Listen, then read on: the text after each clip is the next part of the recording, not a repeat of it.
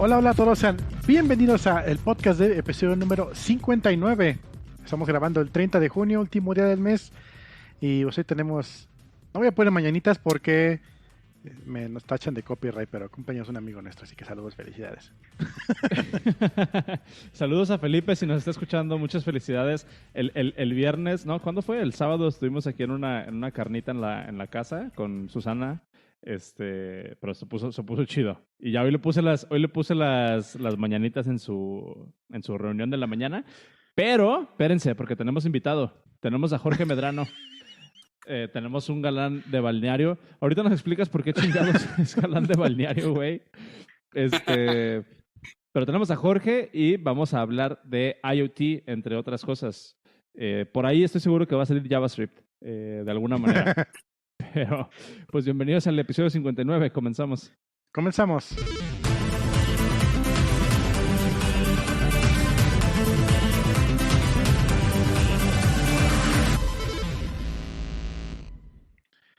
Pues ya estamos aquí.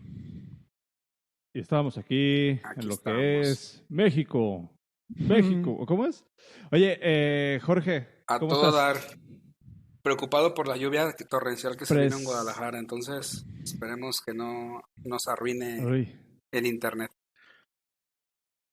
Yo creo que ahí viene para acá porque yo estoy viendo aquí mi ventana y se ve como que se va a poner a chillar el cielo también pronto, ¿eh? Seguro. Está cabrón. Pero a ver, Jorge, platícanos para la banda que no te ubica, ¿quién eres y por qué te invitamos? Bueno. ¿En qué la rifas? ¿Quién es ese mae? ¿Qué toca? ¿Qué instrumento toca? El que platíquenos usted a qué se dedica, oiga. What the fuck? Bueno, pues ya creo que ya varias bandas me ubica. Tengo ya un ratito metido en la comunidad del software libre.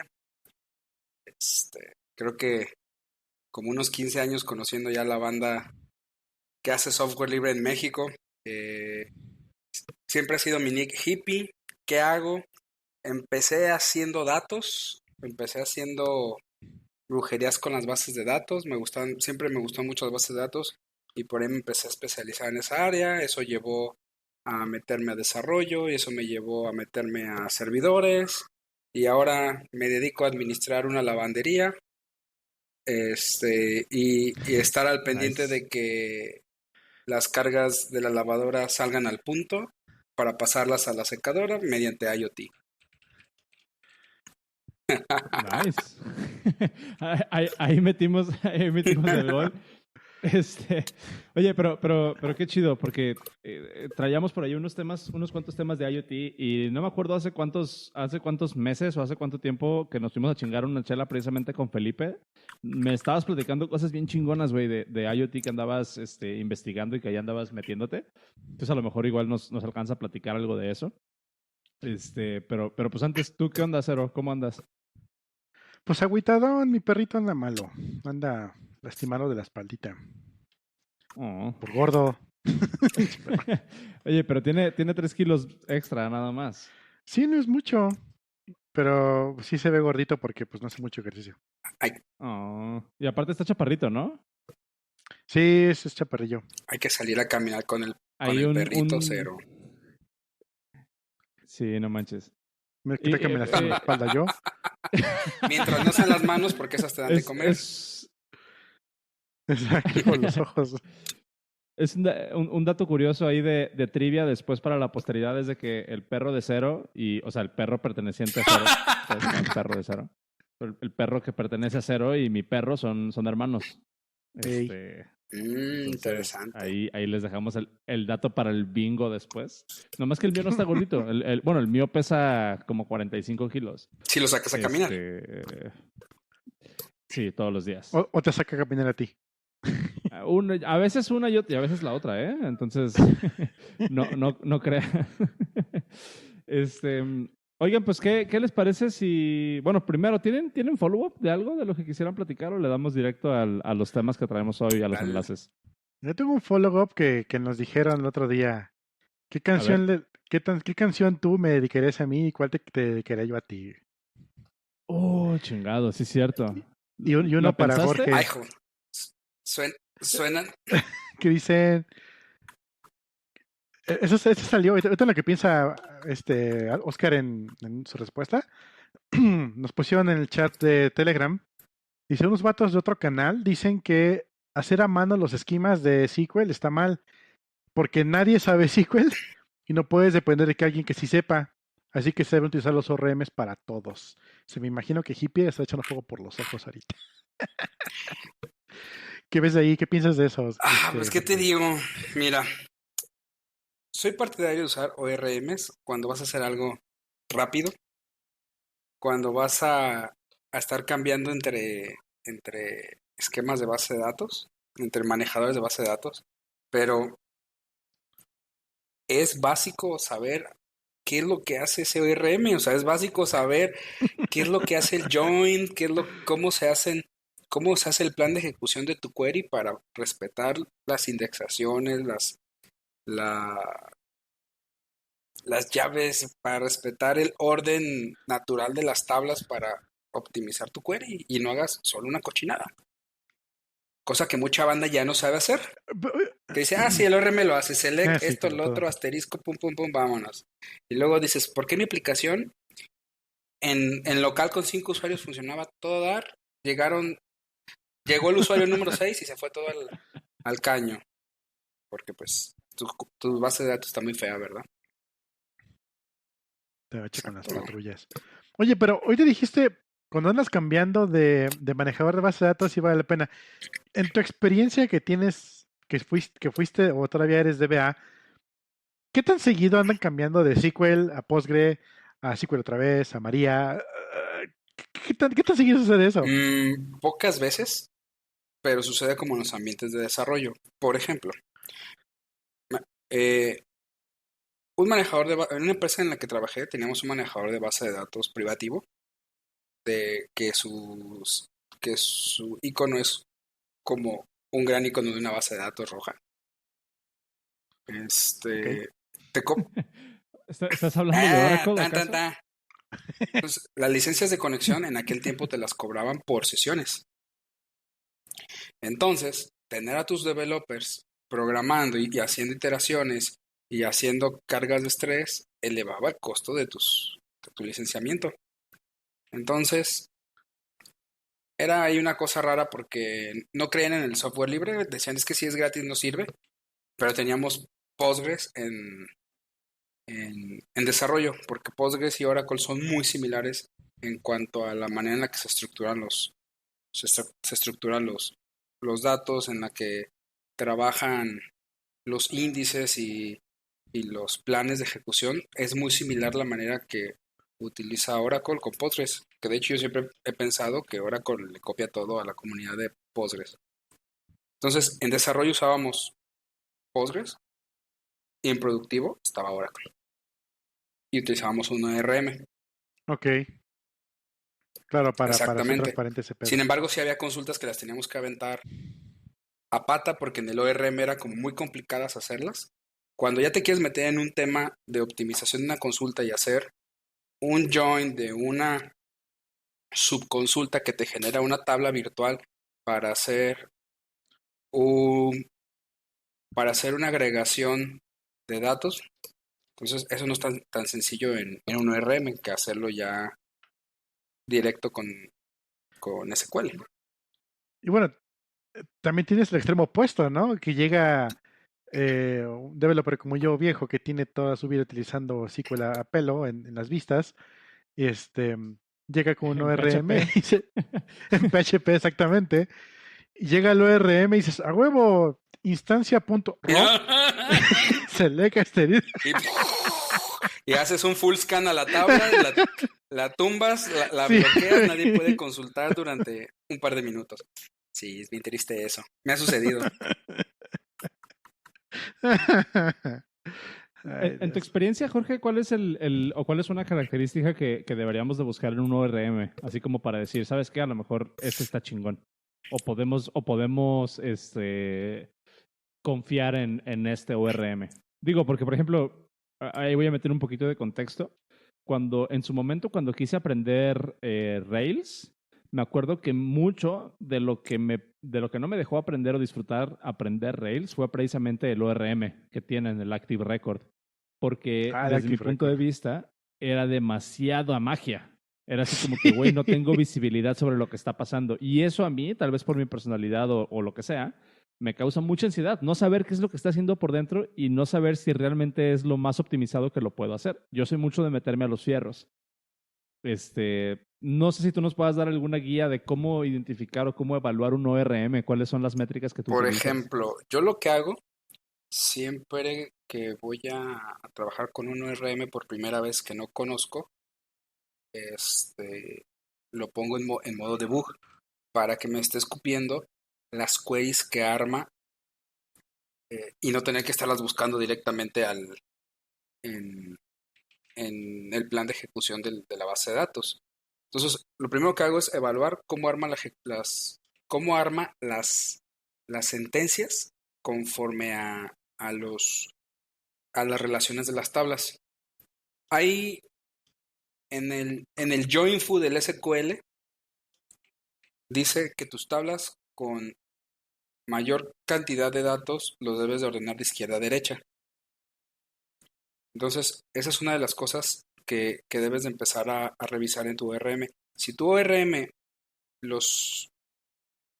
las queries, hace, primero, que haga joins adecuadamente, ¿no? Que sepa hacerte un join, un left join, un right join o un outer join, un inner Inner join, que join. es pues, el basiquísimo, ¿no? Eh, si no tienes la facilidad de moverte en la cardinalidad del join que quieres, no te sirve el ORM. De- Mm, Después, que, que los joins que hace sean conforme a las reglas básicas de creación de un query, ¿no? Como tablas pesadas de izquierda a derecha para que se vayan filtrando, que respete el uso de indexación y que te deje forzar el uso de algún índice en específico. Por ejemplo, Sequelize de JS te permite meterle sobre qué, sobre qué índice quieres que te haga el ordenamiento de las consultas o las especificaciones de las mismas y te ayuda a que tus queries vayan más rápidos.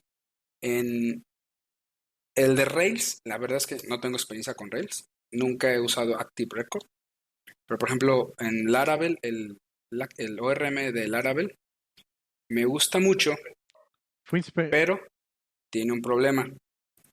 No te deja especificar, por ejemplo, cachés ni índices.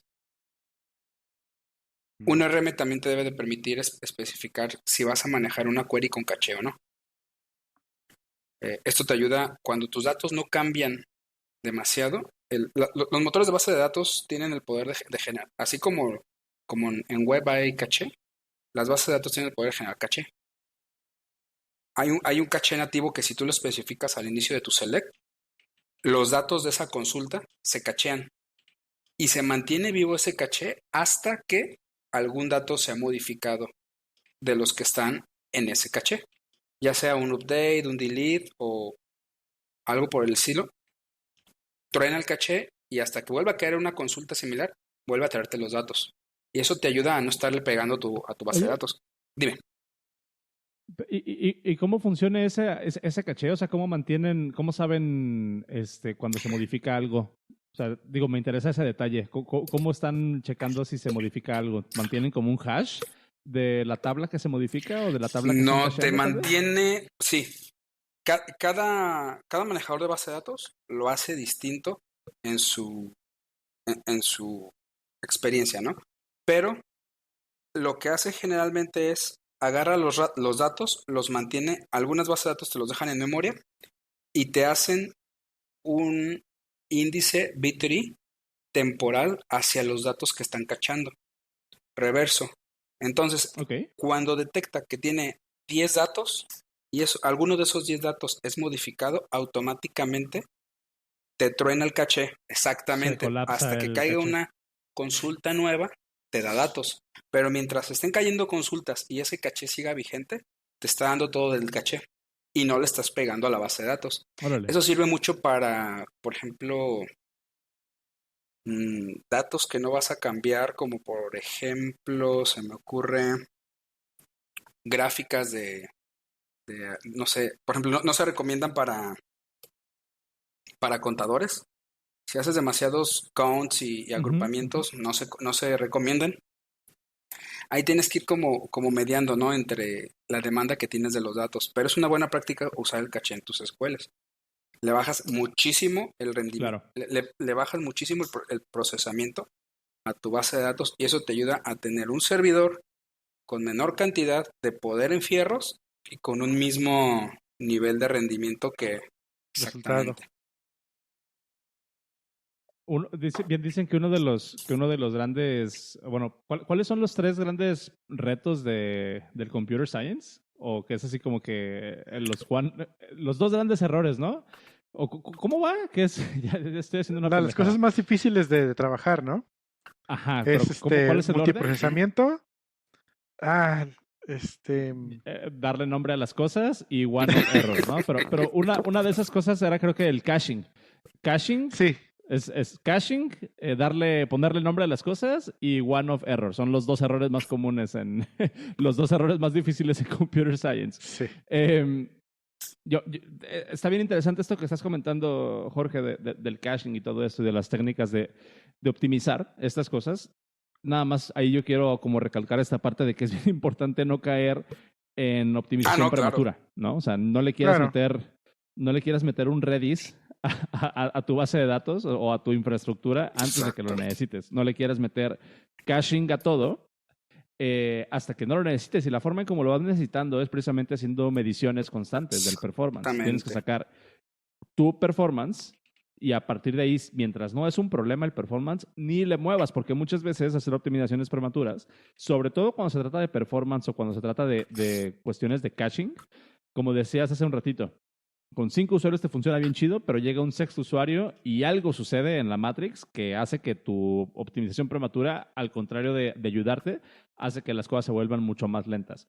Esto es bien difícil de explicarlo en términos concretos, pero es algo que pasa y es algo de lo que tenemos que estar súper conscientes todos. No apliquen técnicas de optimización hasta que no las necesiten.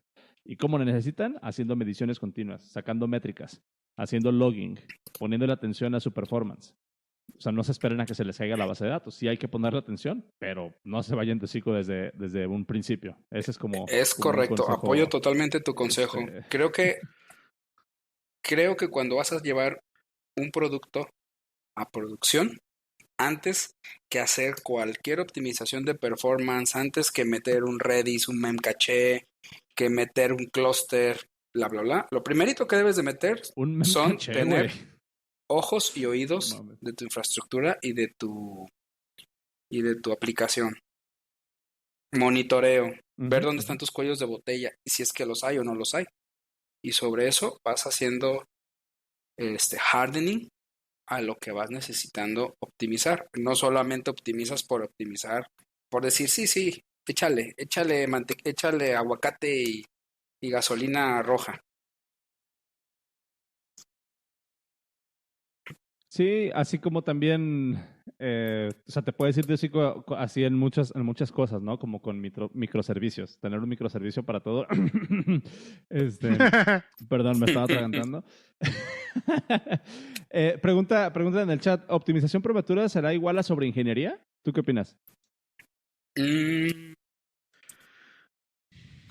Digamos que sí, ¿no? Es como cuando tienes parálisis por sobreanálisis. Órale. A ver, explícanos, desarrolla un poquito esa idea y ahorita nos pasamos al IoT.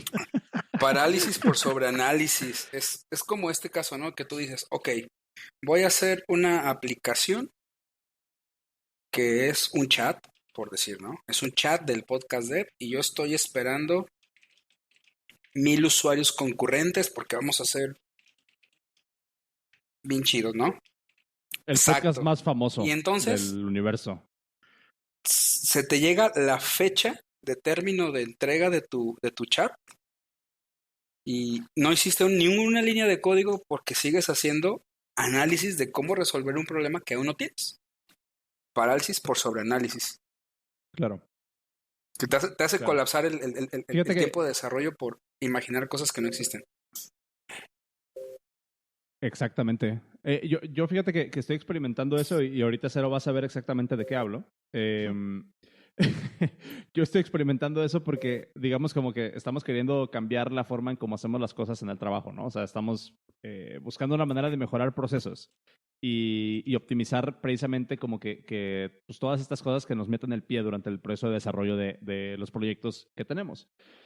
Entonces, nos hemos encontrado de repente como con mucho pushback y como con mucha indecisión porque se quieren poner o hay como una cultura de ponerse a evaluar cada decisión súper puntual que vamos haciendo, ¿no? Así como que, a ver, vamos a hacer esto y cómo lo vamos a hacer y cómo impactaría esto y la chingada.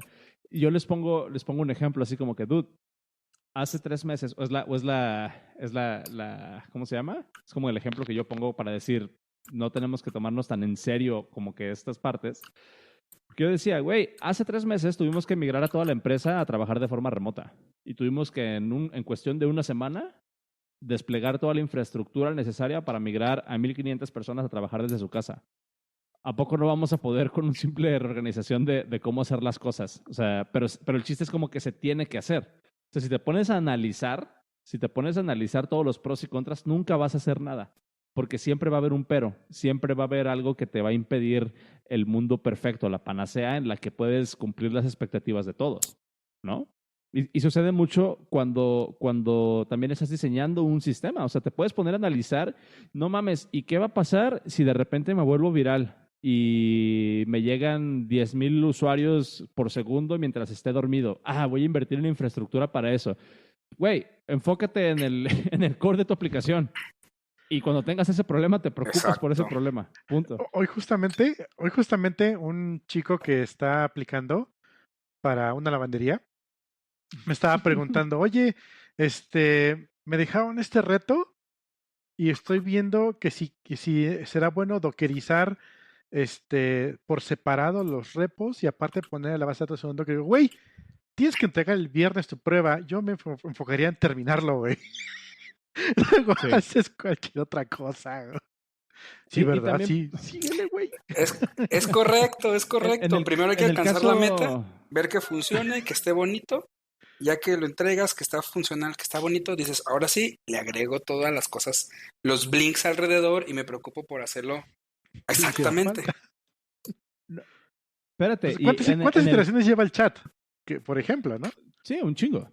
Pero por ejemplo, en este caso, que muy concreto que dices cero, eh, por ejemplo, cuando se trata de entrevistas o hasta cierto punto como de demostrar que sabes, o sea, si tú te pones como a analizar un caso en el que necesitas una aplicación súper sencilla, necesitas resolver una aplicación súper sencilla y te entrega todo un ecosistema, ¿no? Así como con Docker, que te entrega un sistema súper deployado, súper complejo, con CI, con CD, con un chingo de cosas. Es una línea súper delgada que tienes que manejar porque de repente así como que, ok, chido que lo haces, pero a lo mejor tu destreza técnica no está completamente reflejada en tu seniority. ¿A qué me refiero? Puede ser muy bueno técnicamente, pero a lo mejor no sabes todavía discernir el balance adecuado, ¿no? Claro. De en qué momento tienes que invertirle un poco más infraestructura y en qué momento te puedes quedar resolviendo el problema, nada más. O sea, es una cualidad súper extraña, pero siento que también es importante. O sea, no por el hecho de que sepas cómo funciona Docker y no por el hecho de que sepas cómo escribir o cómo cachear un SQL, una consulta de SQL, significa que lo Es tienes que hacer así correcto. todo el tiempo. Parte de crecer como developer es desarrollar ese sexto sentido que te indica o que te hace saber cuándo utilizar una cosa o cuándo dejar que la herramienta haga su trabajo sin apoyarle, Es entre comillas, correcto. ¿no? O sea, eso Para es eso sirve parte del la seniority. entrevista de ingeniería, la entrevista técnica. Así, ok, y es la pregunta mágica. ¿Qué le harías tú para mejorarlo si hubieras tenido otros 3 meses para terminar tu prueba, ¿no? Y así, Ujú, no, pues si ujú. hubiera hecho esto, lo otro, hubiera pensado aquí.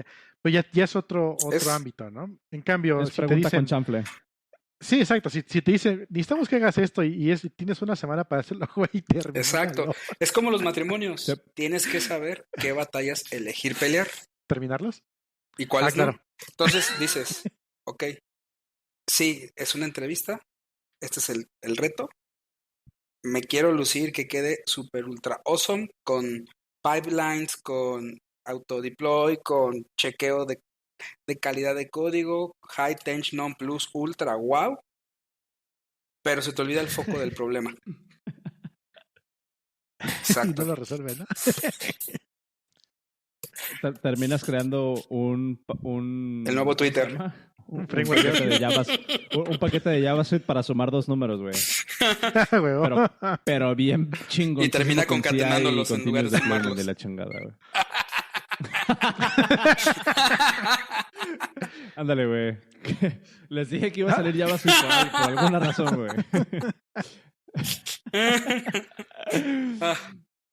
¿Qué ibas a decir, Cero? Y termina con 800,000 descargas en NPM, ¿no? Y era una prueba. Termina siendo un paquete core de ¿cómo se llama? De V8, Dino güey. cuando lo reescriban en JavaScript De porque no Dino, les funcionó hacerlo con TypeScript. Se pasan de verga, güey. Güey, vamos a platicar de IoT. Yo necesito que me expliques por qué es importante que mi licuadora tenga acceso a mi Wi-Fi, güey. No es importante que tenga acceso a Wi-Fi. Digamos, Bueno, empezamos de empezando.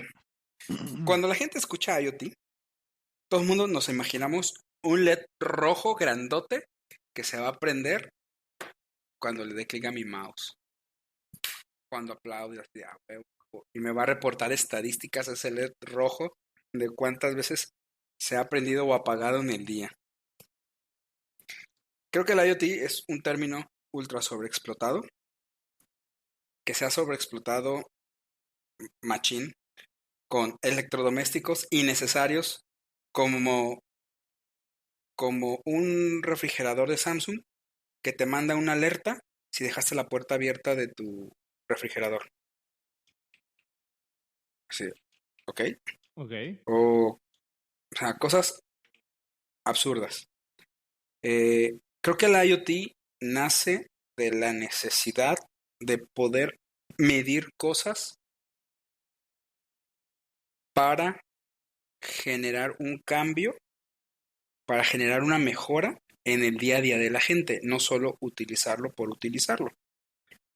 Por ejemplo, a nivel industrial, a nivel macro, imagínense un gobierno que se encarga de suministrar agua, que se encarga de suministrar servicios de luz pública, que se encarga de suministrar servicios de recolección de basura. El IoT le puede ayudar al gobierno a hacer medible de manera en tiempo real el suministro del agua, el suministro de la luz pública, el suministro del servicio de recolección de basura. Yo creo que ahí es donde entra el IoT funcional, el IoT de a de veras, cuando vuelves lo cotidiano medible para tomar buenas decisiones que impacten a sus usuarios de una u otra manera. No en conectar tu licuadora a Wi-Fi para que te diga si está licuando o no. Por ejemplo, partiendo de esa premisa, ¿no? Entonces, yo creo que el IoT es la fuzzword que se quiso sobreexplotar junto como los blockchain, junto el Big Data, el Machine Learning y ahora el Deep Learning. Y los bots. Todo ahora es un bot. Todo es un bot que hace IoT. Que tenemos una anécdota de eso para el after show. Interesante. Bueno, no prometo nada, perdón. Sigue. Entonces, esa es mi óptica del tema del IoT. Personalmente tengo inmerso en el mundo del IoT así a full casi 3 años. Casi 3 años. Actualmente en la lavandería donde trabajo, que atiendo, estamos haciendo productos de IoT. Para solucionar problemas reales que ayuden a la distribución, a la mejor distribución de los servicios. Esto empezó hace varios años con un buen día estaba yo acostado y me dice mi esposa es amante de los perros. Me dice, deberíamos de poder tener algo que nos diga si los cachorros se salen de la casa o no, o un collar para localizarlos si se nos llegan a perder. Me metí a internet, dije, la madre, qué caras están esas cosas. Dije, ¿por qué no? Dije, ¿por qué no? Vamos a hacerlo. ¿Qué puedo perder? Y ahí va este gordito galán de balneario a comprarse una Raspberry nomás, un Arduino, unos diodos, unos transistores, unos sensores. Vamos a hacer que funcione. No sé nada, no sabía nada de electrónica en ese tiempo. Lo hice funcionar, se lo mostré a un muy buen amigo mío y a partir de ahí se descarriló todo. Se descarriló el camión. Eso nos llevó a, órale, ¿y si hacemos un localizador con botones de servicios? ¿Y si logramos medir flujo de agua? ¿Y si logramos medir flujo de gas? ¿Y si logramos medir aire? ¿Y si logramos medir humedad? ¿Y si todo esto nos llevó a que hoy en día contamos con un catálogo de 23 dispositivos que hacen medición de diversas cosas. Pero eso no es lo difícil. No sé por dónde abarcar. Esto del IoT está mucho. El IoT tiene un gran reto. Todo el mundo nos imaginamos que hay conectividad donde sea, ¿no? Que hay Wi-Fi, que hay Bluetooth, que todo es territorio. que todo es territorio de la compañía telefónica de Slim. A ver, fíjate, güey, ahorita qué bueno que mencionas esto porque es precisamente la siguiente pregunta que te iba a hacer, güey. Que nos platicaras de cuáles son los retos del IoT. Porque cuando yo me acuerdo que estaba en la universidad, cuando estudiaba, obviamente te dejan un proyecto, ¿no? De investigar con el Arduino y ver para qué chingados funciona. Me acuerdo que en ese momento precisamente eso que mencionas de la conectividad es como que el primer bache con el que te topas, ¿no? O sea, ¿cómo chingados conectas algo que se supone que estás diseñando un medidor de agua para pastizales, ¿no? O un medidor de humedad para situaciones remotas o un medidor de lo que sea? O sea, se entiende que no va a haber como pues esa ¿cómo se puede decir? Amabilidad o esa disponibilidad de servicios para poder usar como Wi-Fi y transferir datos. Mucho de lo que platicábamos en ese entonces era decir, bueno, pues alguien va a ir cada semana a recolectar los datos del ¿cómo se llama? Pues del probe, del sensor, ¿no? O sea, ¿qué nos puedes platicar de eso? Y aparte, ¿qué otros retos hay que ni siquiera nos imaginamos en el IoT? Híjole, como desarrolladores. A lo largo de este camino nos hemos presentado, primero, el reto más grande que tú lo acabas de mencionar es la conectividad. ¿De qué fregado sirve un dispositivo que no puedo obtener sus datos en tiempo real y que tengo que mandar a alguien a recolectarlos? De nada, es lo mismo que ir y tocar en ese momento la tierra con un medidor de humedad y decir, sí, la tierra tiene buena humedad.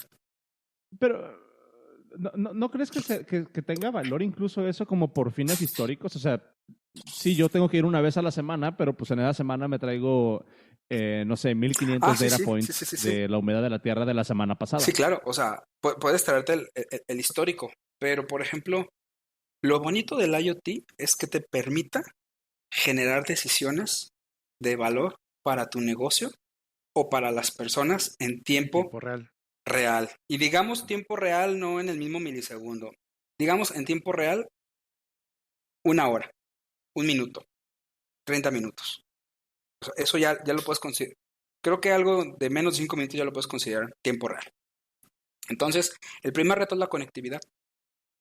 Wi-Fi, el espectro de Wi-Fi, la onda de expansión del Wi-Fi con línea de vista en óptimas condiciones son 100 metros. dotar de Wi-Fi varias hectáreas de un campo de maíz, pues es caro, ¿no? Y además hay que hacerles llegar un cable de Ethernet o hacer una red mesh, que si se te cae uno de los dispositivos, uno de los APs intermedios, pues de ahí hacia adelante todos se quedan sin internet. Dices, bueno, Wi-Fi, pues no, Wi-Fi es como para indoor. LTE, dices, sí, why not? LTE, un gran porcentaje del territorio mexicano, sobre todo lo que está cerca de, de, ¿cómo se llama? De carreteras de paga, de carreteras interestatales, federales, Federales. tienen conexión, digamos, no sé el porcentaje, pero digamos que un 85% de los caminos principales de México tienen enlace de telefonía, ya sea G, 2G, 3G, LTE o 5G que te drena las rodillas, ¿no?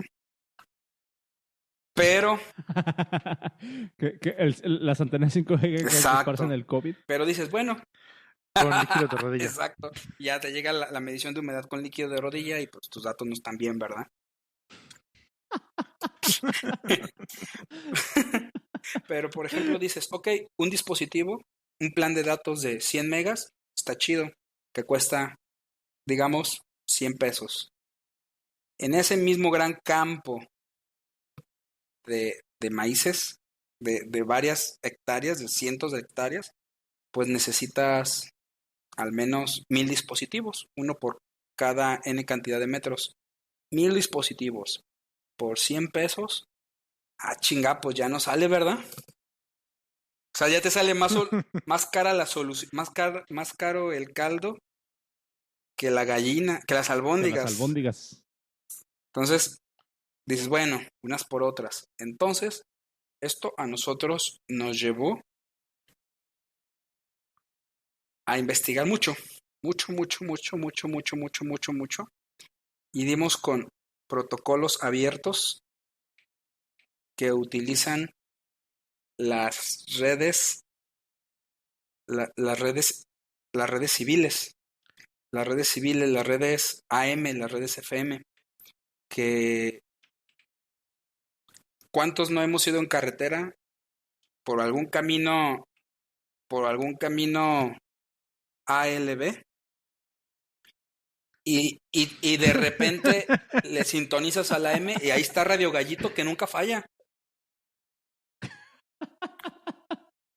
Y ahí está, Ok, está y ahí muy está Radio chingón Gallito eso. que nunca te falla y dices, a huevo, a huevo. Voy escuchando Radio Gallito. Entonces, Radio Gallito, entonces, no mames. entonces, es que yo tengo muy presente Radio Gallito porque de morro andaba con mi papá en las rancherías. Mi papá es mecánico diésel y en ese tiempo no sabía lo que era el outsourcing, pero hoy me doy cuenta que él hacía outsourcing a las granjas, ¿no? Iba y les daba mantenimiento a sus plantas de luz.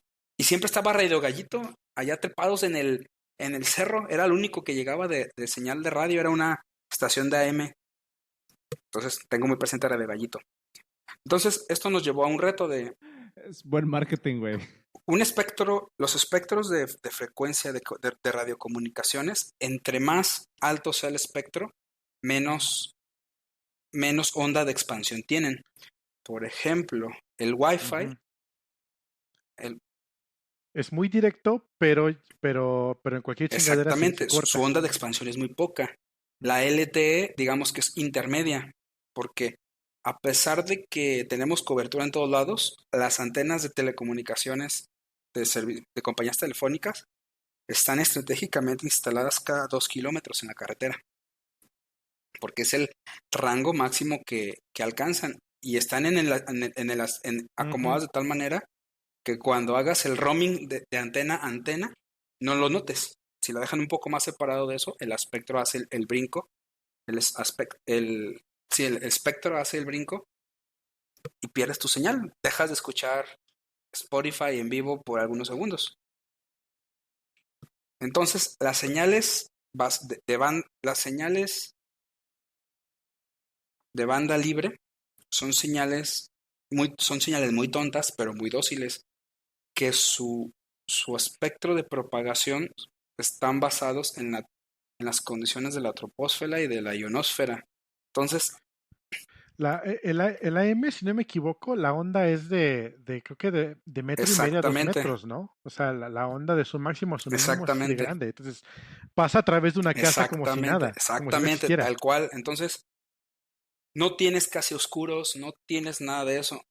Y eso nos llevó a convertir una onda de radio AM tonta a una onda de radio que llevara unos y ceros.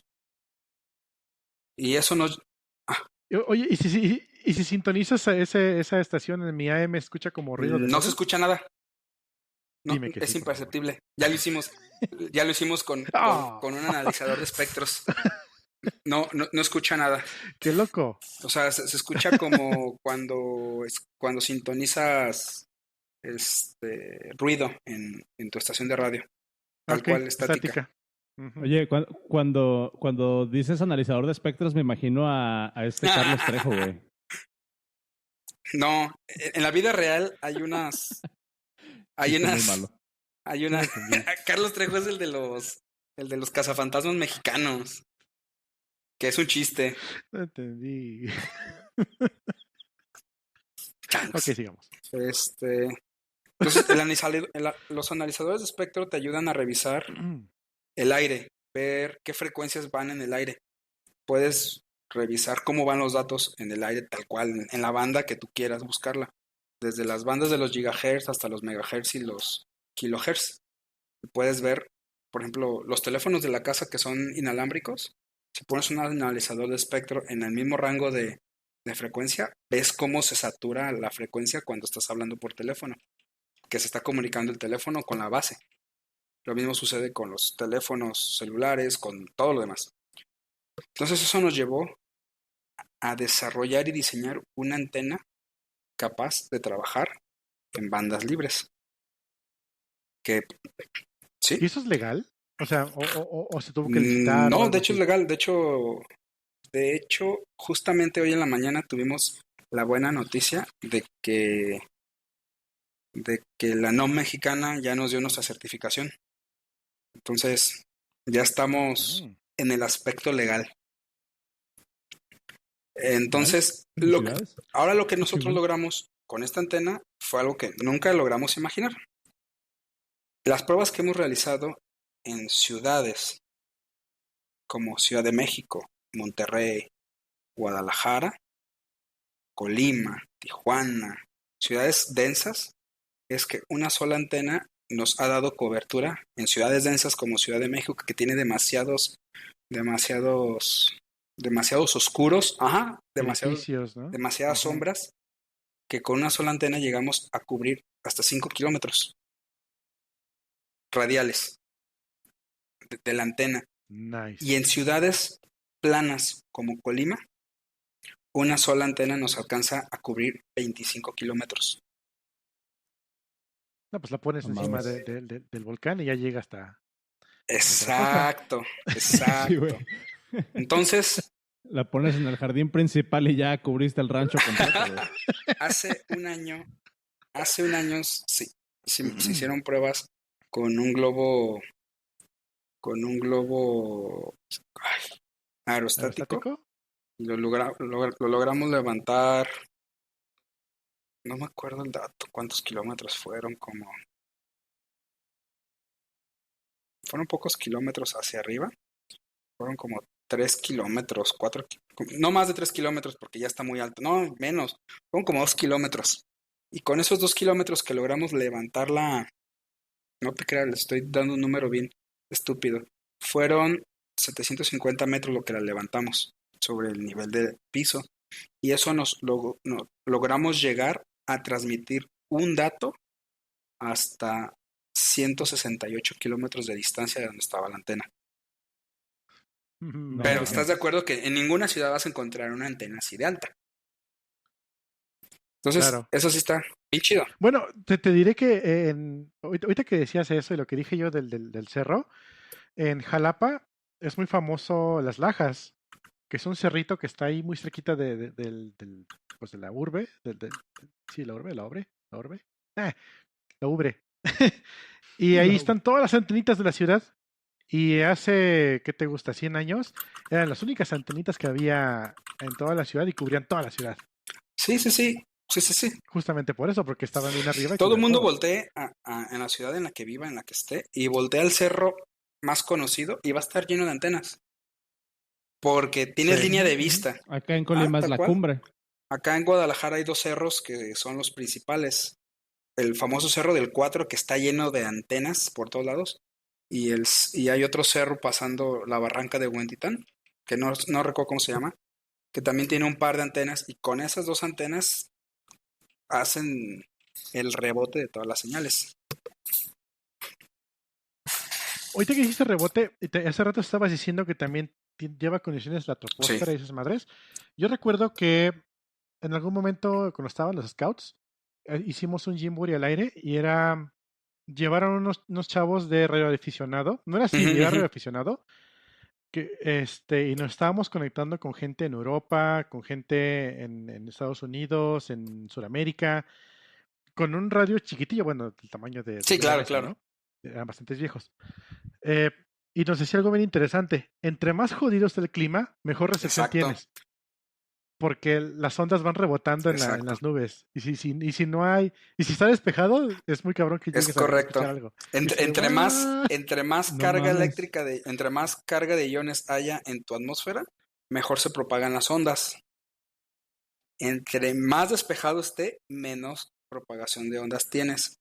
Por eso, en carreteras que son, por ejemplo, como las de Coahuila, que son muy planas y áridas, no tienes casi señal de telefonía celular porque no cumplen, o sea, las compañías de telefonía celular agarran y ponen sus antenas a 2 kilómetros, punto.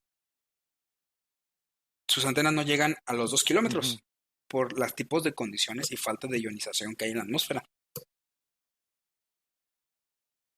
Wow, No, qué pinche loco la estás. verdad es que yo con este tema he aprendido. Yo soy un gordito ñoño que aprendió de base de datos en una institución financiera hace un chingo de años echando a perder.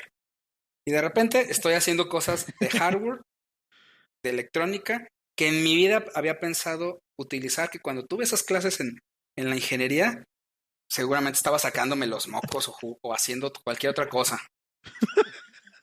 Este, A ver, yo me identifico mucho con esa ¿Sacarte historia los de mocos? vida. Con Ah, sacarme los mocos y ser un niño gordito, güey. Eh, fíjate, lo he mencionado creo que en otros episodios. Esta parte de que el tema de hardware, a mí en lo personal me llama muchísimo la atención. Pero soy tonto para el hardware, güey. O sea, soy estúpido para el hardware, para pensar en términos de hardware. O sea, ahorita escucho que hablas en términos de ionización y distancias y wavelengths y un montón de estas cosas y realmente se me pasa por encima, güey. O sea, neta, no es algo te que pasa domine, como no onda es de AM. algo... ¡Ah! Ah, Ni wink, siquiera te wink, toca, wink, wink. brinca. ¿La cachaste?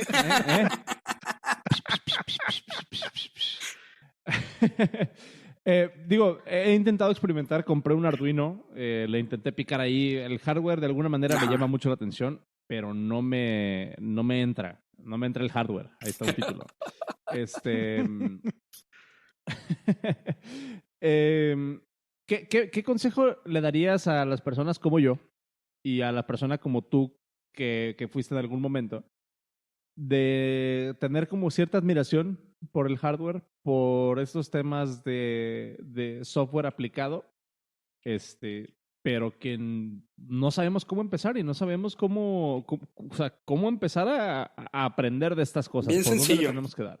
Plantéense un problema que quieran solucionar en su casa y eso los va a llevar a darse de topes como cómo calcular una resistencia, cómo calcular un capacitor, hacer que una batería te dure por mucho tiempo. Entonces, váyanlo puliendo. Eso los va a llevar a buscar tutoriales en Oye. YouTube.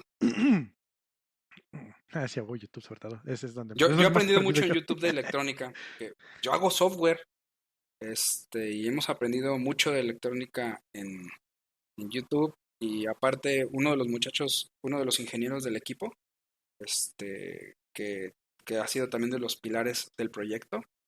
Él sí es ingeniero en electrónica y hemos aprendido mucho de la mano juntos. Él con la parte de electrónica, nosotros con la parte de software. Y hemos hecho un muy padre equipo. Y aparte de la comunicación, el problema número 2 es asegurar que que tu dato llegue de un punto A un punto B.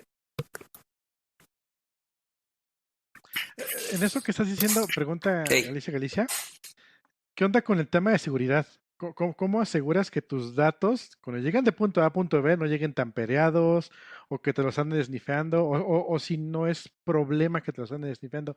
¿Cómo resolviste eso? Bueno, mejor detalle. bueno, primero, ahorita, si la seguridad es todo un tema y tienes que asegurar tener tal cual como si fuera una capa de SSL, pero a nivel radio. ¿Cómo AM, consigues esto? qué loco. ¿Cómo consigues esto? Haciendo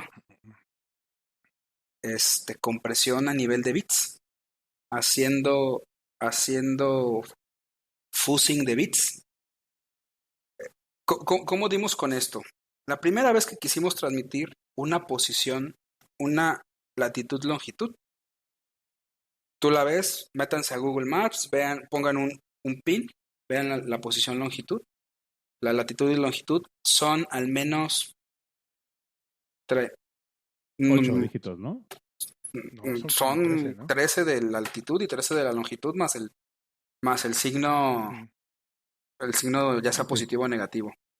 Entonces, pero si tú lo ves, lo que tú ves en pantalla tiene una representación en bytes, que ya al verlo en tu pantalla tiene Ok.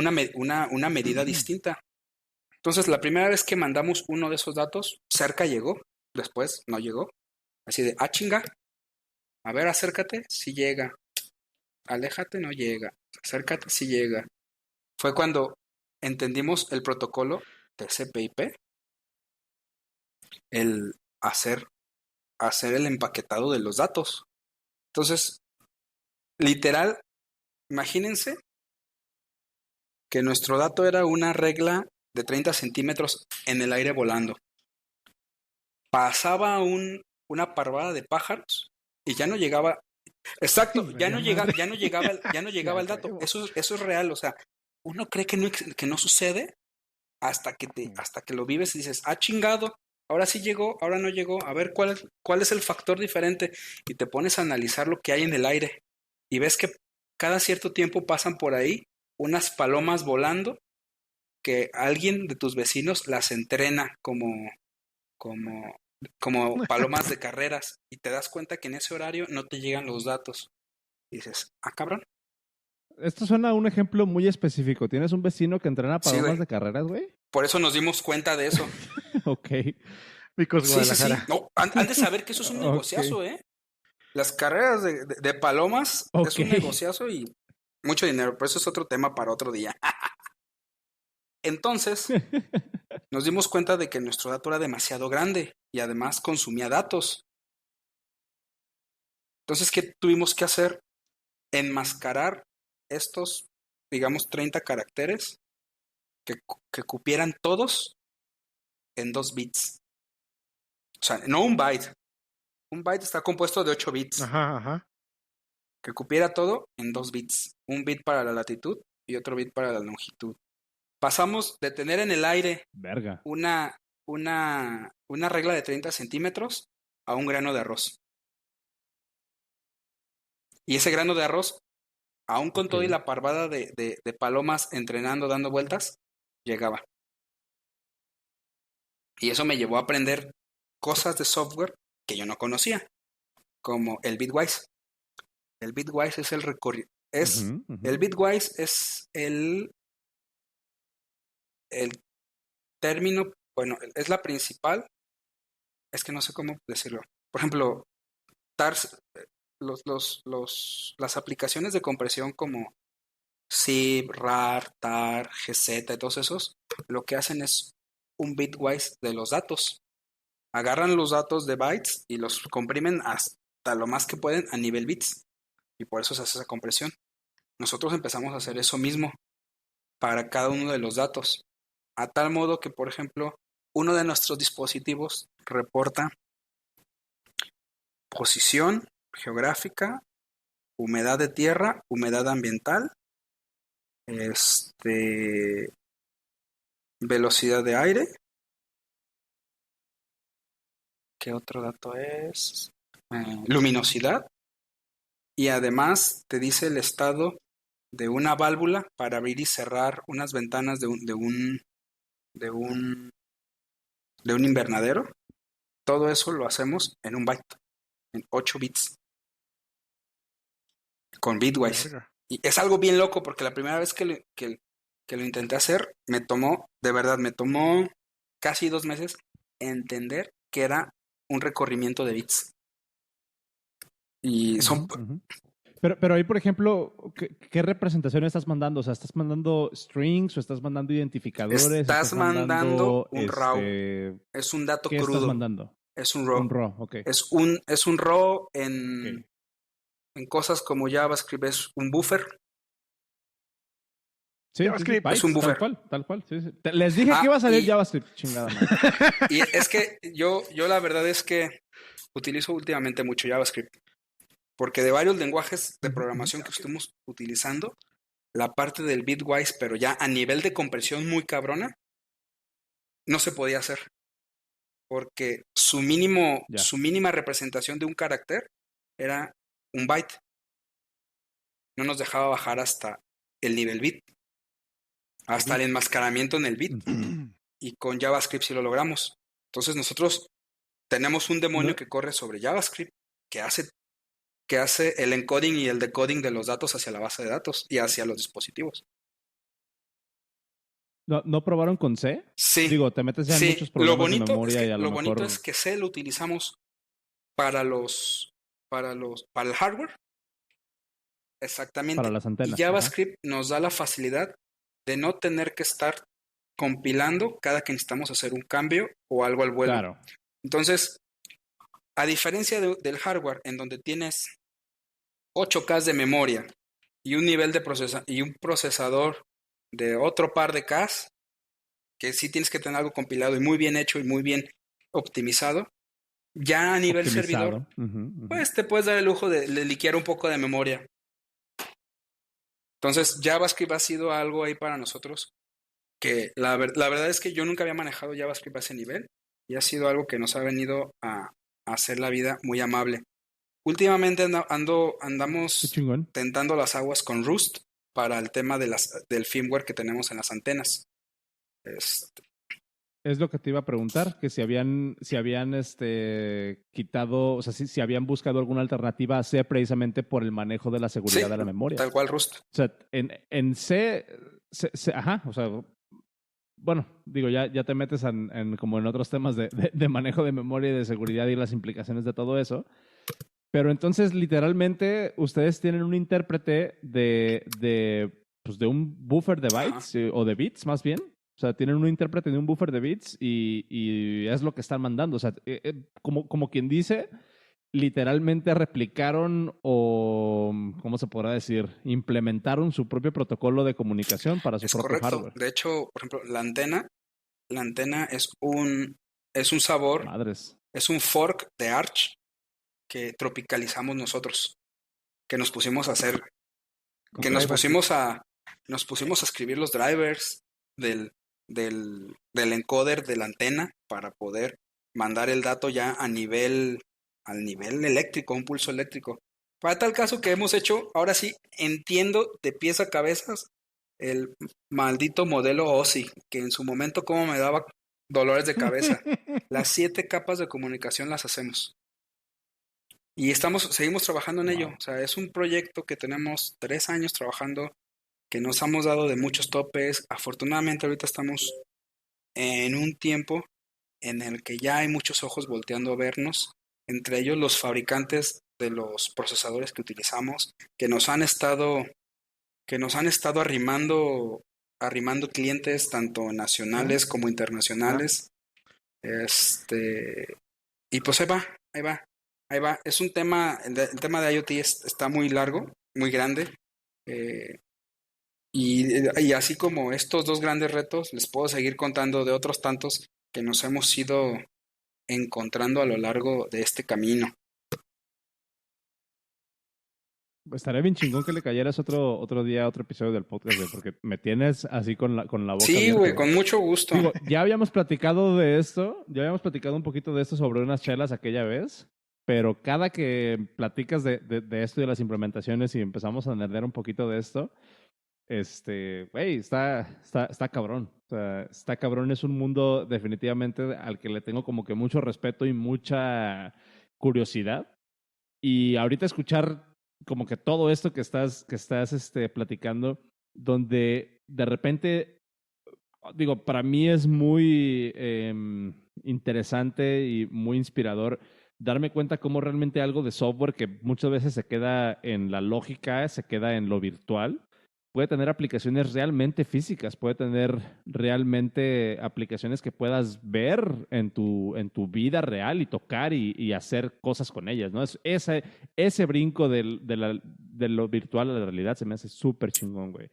Qué chida plática, güey. Qué chingón. Preguntan Sí. si pueden mandar un currículum, Jorge. Para hacer tu training. Ay, ahorita no tenemos presupuesto, joven, pero denme chance, estamos en el proceso de que se abran más posiciones y más vacantes. Esto va muy padre. Ya se los estaré haciendo saber y dándoles a conocer cómo va el tema. Y les prometo que en la siguiente vez que nos veamos aquí en el podcast les voy a enseñar una foto del primer prototipo de lo que hizo que se descarrilara este tren contra uno de los prototipos que ya tenemos hoy en día, que dices, ay, güey, sí se nota la ingeniería. Qué chingón, güey. No mames, qué chingón. Güey, muchísimas gracias por compartir todo esto. Voy a meter un gol de rápido. Tu esposa Laura, que la mencionaste Sí. hace un poquito, hace unos minutos, fue nuestra invitada número 20 Oh, qué en el chido. podcast. De veras. Episodio 20. En el episodio Framework o Pokémon. En el episodio Entonces, Pokémon. Laura Trejo es un episodio que estuvimos aquí hablando de e-commerce, Magento y open source, por si quieren escuchar a Laura, la esposa de Jorge, episodio 20 del podcast Dev. Escúchenlo, se van a divertir. Está bueno, está bueno. Cero, ¿algo con qué cerrar? ¿Algún comentario final? Y nos quedamos al after show. Que yo te dedicaría alguna canción del Ezequiel porque me lo recuerdas un chingo. No sé quién es el Ezequiel, pero Eres suena como poca música feria. agropecuaria. Sí, ahorita te lo ponemos Sí. en el after show. Va. Ahí les voy a regalar un sticker para Instagram luego o para WhatsApp. Tengo una foto vestida de Galaxia. Vestido de Galaxia. Con peluca y todo. Ahorita en el after show les cuento la historia de esa peluca. Va. Bien, entonces. Güey, pues si te quedas al after Sí, show, le ¿no? damos un rato. Unos minutillos. Pues gente, muchísimas gracias por escucharnos. Nos quedamos en el after show. Les recuerdo que pueden escuchar el episodio extra en patreon.com/el podcast dev. Yo soy @Suanros en Twitter. Jorge, ¿cuál es tu Twitter? @hippie, por si quieren saber con más de todo números esto. unos en lugar de is. Muchas gracias a todos Nice. por aguantar esta plática. Espero haya sido agradable. Está muy cabrón, güey. Yo estoy fascinado. Cero. Yo soy ¿alguna Cero cosa? Está Él es Cero estar Dragon buscando en la Twitter, y canción de estamos en Twitter Ezequiel. también como... Ya sé. Ya la tengo lista. Ahorita saliendo la pongo. @el podcast. Nos vemos el próximo martes en live.elpodcast.dev. Y pues nada, güey, muchísimas gracias. Nos quedamos al after show. Hasta Bye. luego. Bye. Bye.